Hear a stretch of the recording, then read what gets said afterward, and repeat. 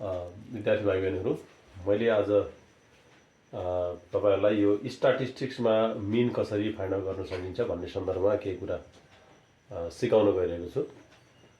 त्यसैले आजको हाम्रो टपिक चाहिँ हुनेछ MEAN mean.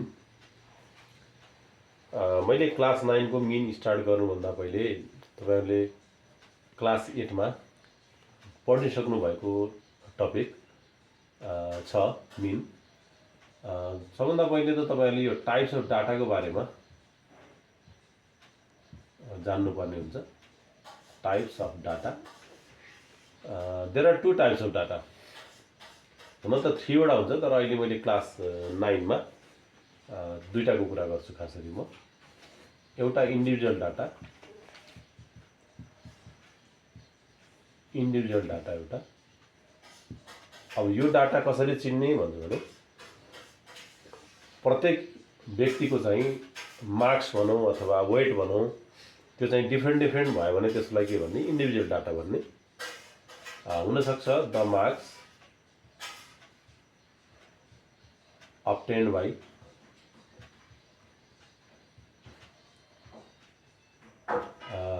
five students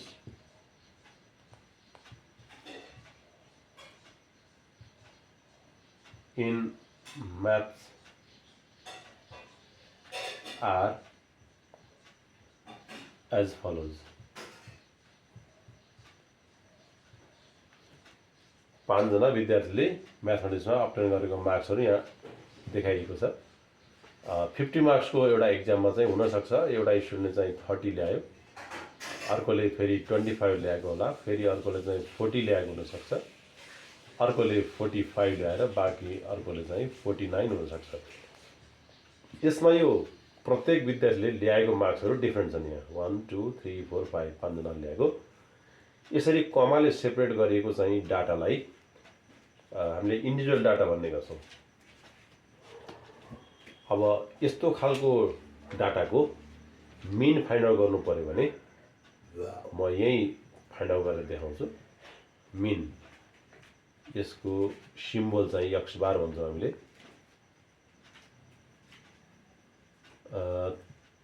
summation x divided by n हुन्छ यो मिन को फर्मुला। अब समेसन x भन्नाले समेसन भनेको सम भनेको यो सबैलाई एड गर भनेको यसको अर्थ।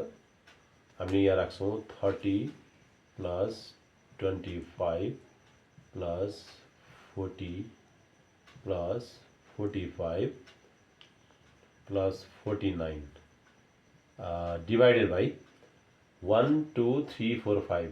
यसमा डाटा चाहिँ अर्थात नम्बर अफ स्टुडेन्ट चाहिँ 5 जना छन्, त्यसैले डिवाइड बाइ 5। अब यो सबै नम्बरहरुलाई एड गर्यो भने यो त सबै नम्बरलाई एड गर्यो भने मैले यसलाई यो माथि देखाउने छु। यो टाइप्स अफ डाटा मैले यहाँ रब गरे। यो सबै एड गर्दाखेरिमा 9 प्लस 10 19 भयो, इक्वल्स टु 19 को यहाँ 9 क्यारी ओभर 1 छ, 18 हुने रहेछ। फेरि एकपटक एड गरौँ। 5 5 10 र 9 गर्दा 19 क्यारी ओभर 1 13 10 15 18 भयो। डिवाइडेड बाइ 5 गरौँ। अब यसलाई डिवाइड गर्दा कति आन्सर निस्कन्छ? 189 डिवाइड 5, यो चाहिँ आउने भयो 37.8। 37.8। यसरी हामी इन्डिभिजुअल डाटाको मिन फाइन्ड आउट गर्न सक्छौं। म पहिलो मेथड सिकाएँ। अब तपाईहरुलाई मैले अर्को डिस्क्रिट डाटाको बारेमा सिकाउने छु। यो सबै तपाईहरुले लेखिसक्नु भयो होला। मैले यो रब गरेँ नि त। अब म नेक्स्ट तपाईहरुलाई डिस्क्रिट डाटाको बारेमा भन्ने छु। नम्बर 2,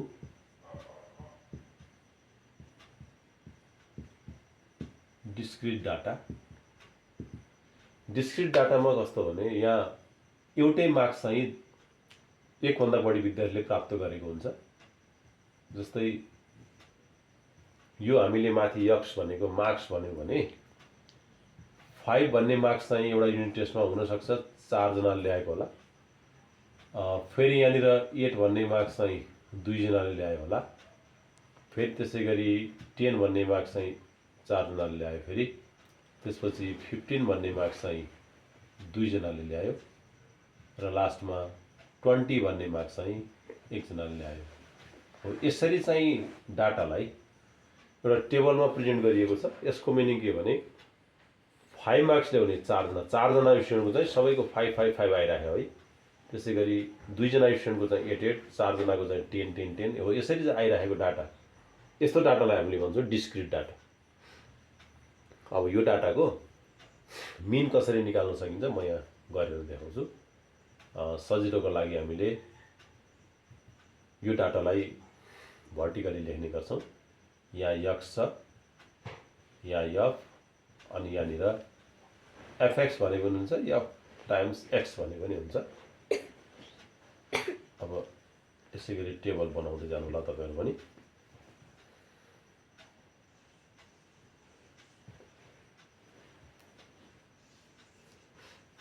यो डाटालाई भर्टिकली लेखौँ। 5 8 10 15 अनि 20,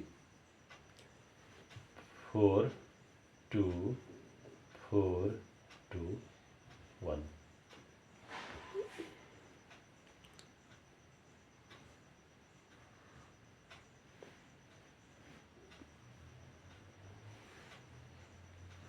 अब यहाँनिर fx भनिएको छ। fx f टाइम्स x हो। यो 5 4 जा 20 हुन्छ,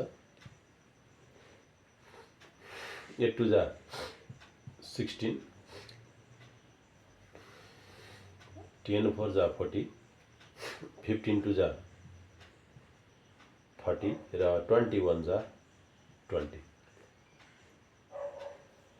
अब यो हामीलाई f इन्टु m, त्यसपछि गएर यो f को एड गर्दा कति आउँछ। यहाँ n इक्वल्स टू हो। यो मैले n लेखेँ है। n equals to 4 4 8 9 10 11 12 13। यो n चाहिँ 13 आयो। त्यसपछि यो fx लाई पनि एड गर्नुपर्छ। यो सबै गर्दा यहाँनिर 6, त्यसपछि यो अगाडिको 12। यसलाई हामीले समेसन fx भन्छौँ। यहाँ अलिकति स्पेस कम भयो। Summation fx equals to 126। अब यसरी लेखिसकेपछि यसको अब हामी मिन फाइन्ड गर्छौँ।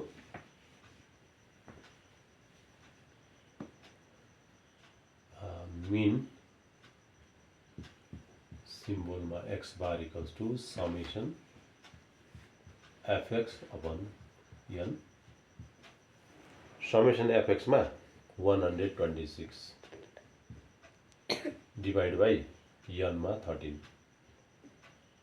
ल अब यो 126 लाई 13 ले डिवाइड गर्दा कति आउँछ।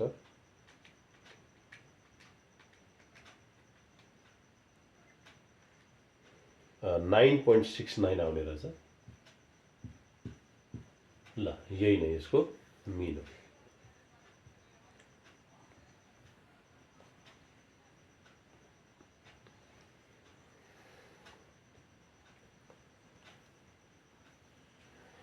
आशा छ भाइ बहिनीहरूले यसलाई सजिलोसँग बुझ्नुभएको छ। अब मैले यो रब गर्छु। र मैले अघि नै तपाईँलाई सुरुमा भनेको थिएँ कि डाटा चाहिँ खासमा 3 टाइप्सको हुने हो। तर हाम्रो क्लास 9 को कोर्समा 2 टाइप्सको बारेमा मात्रै पढ्नुपर्ने हुन्छ। तर पनि मैले डाटाको टाइपको सन्दर्भमा 3 मा कन्टिन्युअस डाटाको बारेमा जानकारी गराउँछु। Continuous data. अब कन्टिन्युअस डाटा भनेको यसलाई हामीले अर्को ग्रुपेड डाटा पनि भन्ने गर्छौँ। OR लेखेर ग्रुपेड डाटा। त्यो भनेको ग्रुप ग्रुप बनाएर राखियो भने ग्रुपेड भयो। ग्रुप भन्ने बित्तिकै के हुनु पर्यो, माथिपट्टि x यता f भयो भने अब हुनसक्छ एक्जाममा चाहिँ 0 देखि 10 सम्म ल्याउने, यसरी 10 देखि 20 सम्म ल्याउने, 20 देखि 30 सम्म, 30 देखि 40 सम्म हो। यसरी ग्रुप छुट्याएर राखियो डाटा भने त्यस्तो डाटालाई हामी कन्टिन्युअस डाटा अर्थात् ग्रुपेड डाटा भन्ने गर्छौँ। कुनै एउटा टेस्ट लिएको 50 मार्क्सको एक्जाम लिएको त्यतिमा 0 देखि 10 सम्म ल्याउने जम्मा स्टुडेन्ट 2 जना भयो, 10 देखि 20 सम्म ल्याउने 5 जना छ, 20 देखि 30 ल्याउने 4 जना भयो भने 30 देखि 40 ल्याउने चाहिँ 8 जना हुन सक्छ। यो ढङ्गले चाहिँ हामीले क्लास बनाएर राख्यौँ भने यस्तो डाटालाई कन्टिन्युअस डाटा भन्ने गरिन्छ। अब यसको मिन निकाल्न त सकिन्छ, तर यो क्लास 9 को कोर्समा छैन, मैले अगाडि बढ्न चाहिन। ल, मलाई लाग्छ स्टुडेन्टहरू क्लियर भएको हुनुपर्छ। अब मैले योभन्दा अलिकति कम्प्लिकेटेड बनाउन प्रयत्न गर्नेछु। कहिलेकाहीँ हामीलाई मिन दिएर बिचको डाटा फाइन्ड आउट गर्नुपर्ने हुन्छ। म त्यस्तो एक्जाम्पल गराउँछु यहाँ। यो मैले अब रब गरेँ।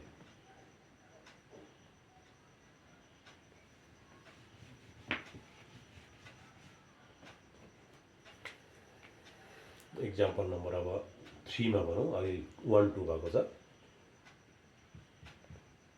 If the mean of 5, 10, 15 x and 25 is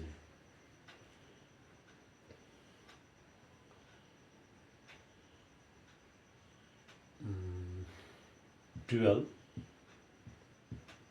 find the value of x। अब यसमा सोलुसनमा मिन अलरेडी दिएको छ। मिन भनेको एभरेज, एभरेज भनेको यहाँ चाहिँ इज 12 भनेको छ। मिन यसलाई हामी भन्छौँ एक्स बार, त्यो भ्यालु दिएको छ 12। सिन्स मिनको formula summation x upon n. अब यो अर गरेर गर्नु पर्यो। मिन एक्स बार भनेको चाहिँ यहाँ 12 दिएको छ, यहाँनिर छ नि इज 12, मिन इज 12 भनेको छ। 12 इक्वल्स टू समेसन एक्समा यो सबै नम्बरलाई एड गर्ने, 5 plus 10 plus 15 plus x plus 25 divided by यसमा 1 2 3 4 5 जम्मा डाटा चाहिँ 5 वटा छ, त्यसैले अपन 5 लेख्ने।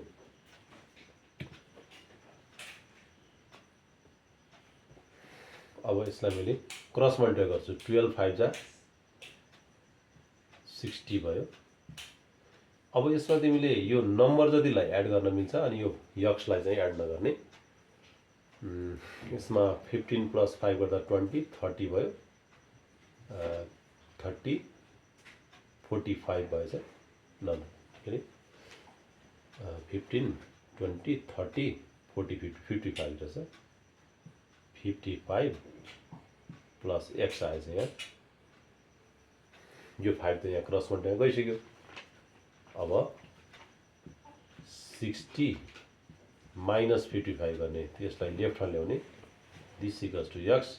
अब 60 बाट 5 सब्ट्राक्ट 5 भयो। So x value of x is 5। यसरी हामी यक्सको भ्यालु फाइन्ड गर्न सक्छौँ। मैले एउटा अननोन भ्यालु कसरी फाइन्ड गर्न सकिन्छ भन्ने सन्दर्भमा पनि तपाईहरुलाई सिकाएँ।